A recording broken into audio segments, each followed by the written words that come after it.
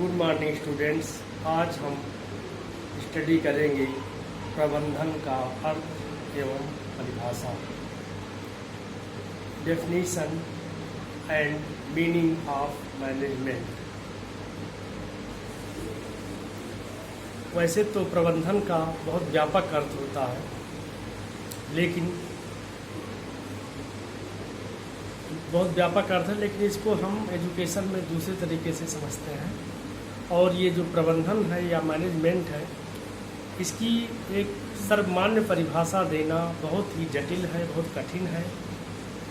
फिर भी विद्वानों ने जो परिभाषाएं दी हैं उसके आधार पर हम आपको कुछ बता सकते हैं। प्रबंधन को परिभाषित करते हुए एक विद्वान ने कहा है कि एक संगठन में कार्यरत व्यक्तियों के प्रयासों से निश्चित उद्देश्यों को प्राप्त करने के लिए नियोजन, निर्देशन एवं समन्वित करने को प्रबंधन कहते हैं।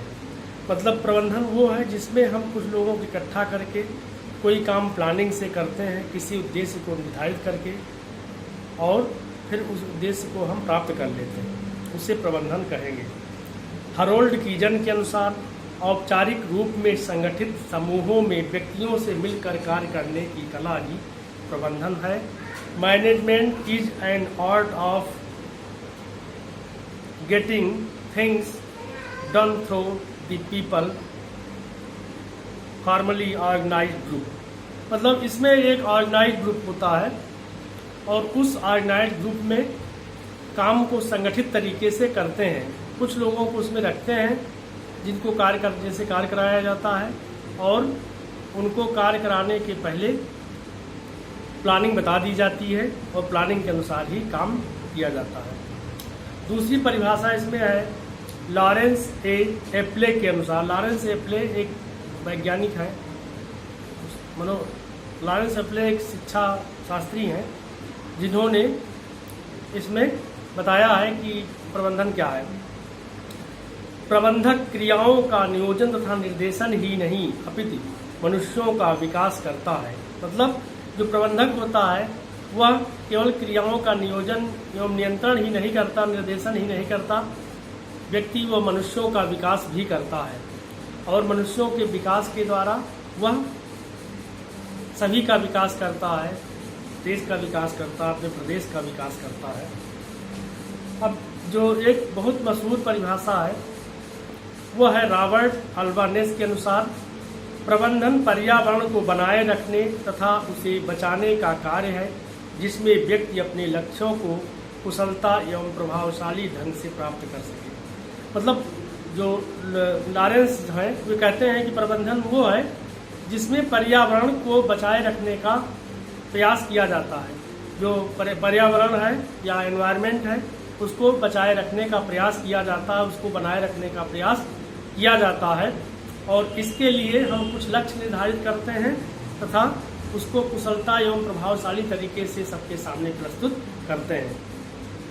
अब जो अगली परिभाषा है वो है पीटर एफ ड्रकर के अनुसार। पीटर एफ ड्रकर एक शिक्षा शास्त्री हैं जो कि इन्होंने प्रबंधन के बारे में बताया है।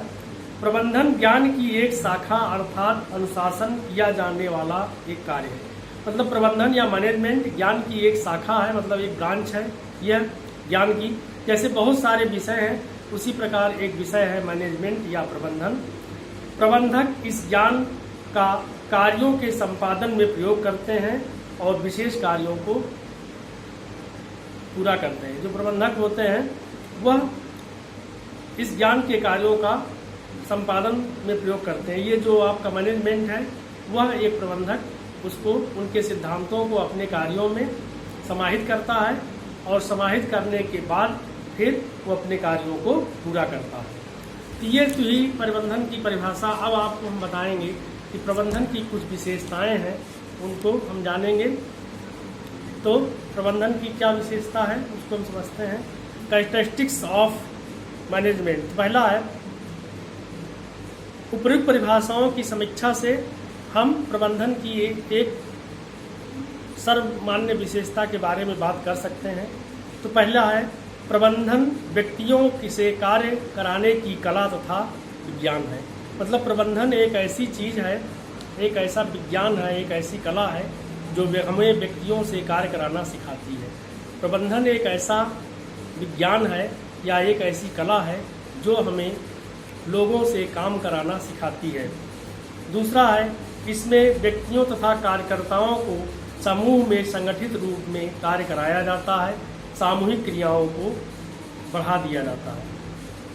मतलब इसमें जो सामूहिक क्रियाएं हैं, सामूहिक क्रियाओं को बढ़ावा दिया जाता है, मतलब जो ग्रुप वर्क है उसको बढ़ावा दिया जाता है। और इसके अतिरिक्त इसमें कार्यकर्ताओं को समूह में संगठित किया जाता है और संगठित करने के बाद उनसे काम कराया जाता है। तीसरा है, प्रबंधन को कार्य कराने की ज्ञान की एक शाखा अथवा अनुशासन माना जाता है। यह ज्ञान की एक ऐसी शाखा है या एक ऐसा ब्रांच है, एक ऐसा विषय है जो कि हमें यह बताती है कि लोगों से कैसे कार्य कराया जाए, लोगों से कैसे कार्य कराया जाए।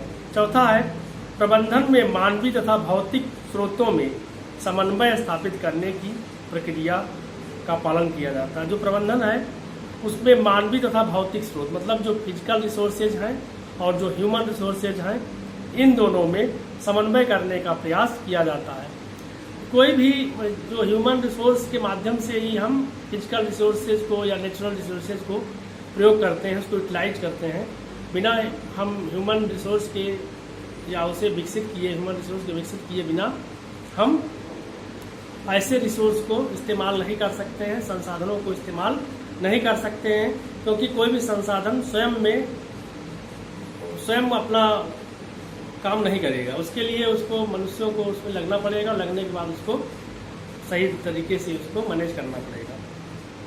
प्रबंधन पर्यावरण को बनाए रखने तथा उसे बनाने का कार्य करता है। जो प्रबंधन है या मैनेजमेंट है वह पर्यावरण को बनाए रखने का, पर्यावरण को बनाए रखता है या उसे बचाने का प्रयास भी करता है। आज के ज़माने में जो पर्यावरण है, पर्यावरण क्या है? परिधन आवरण, आपके चारों तरफ जो आवरण है उसको पर्यावरण कहते हैं या एनवायरनमेंट कहते हैं।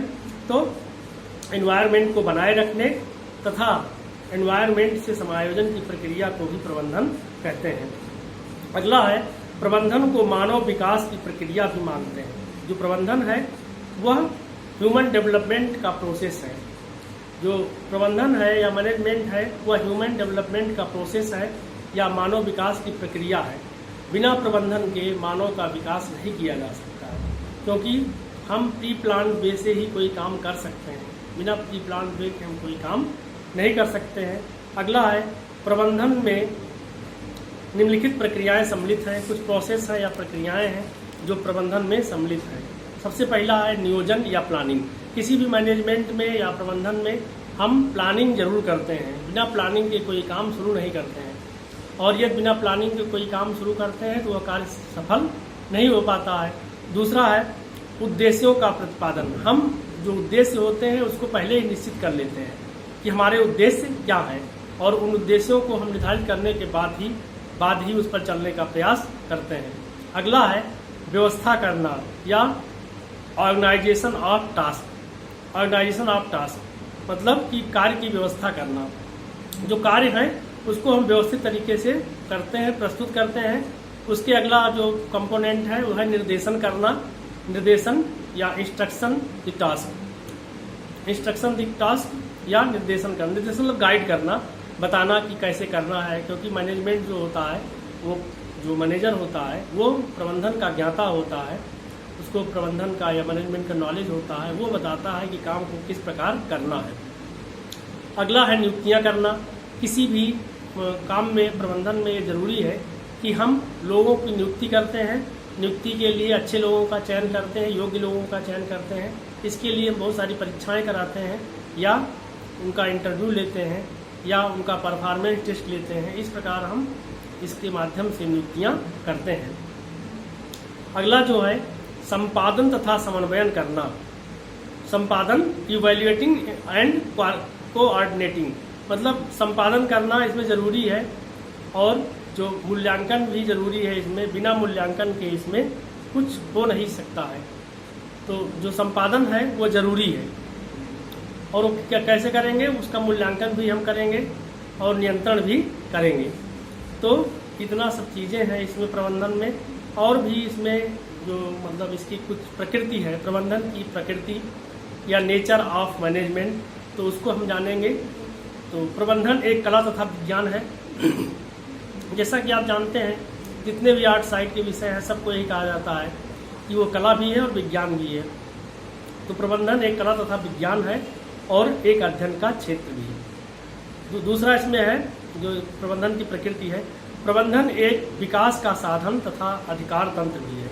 प्रबंधन एक विकास का साधन है, मतलब प्रबंधन के माध्यम से हम विकास करते हैं, डेवलपमेंट करते हैं, तथा यह अधिकार तंत्र भी है, इसके माध्यम से हम अधिकार स्थापित करते हैं।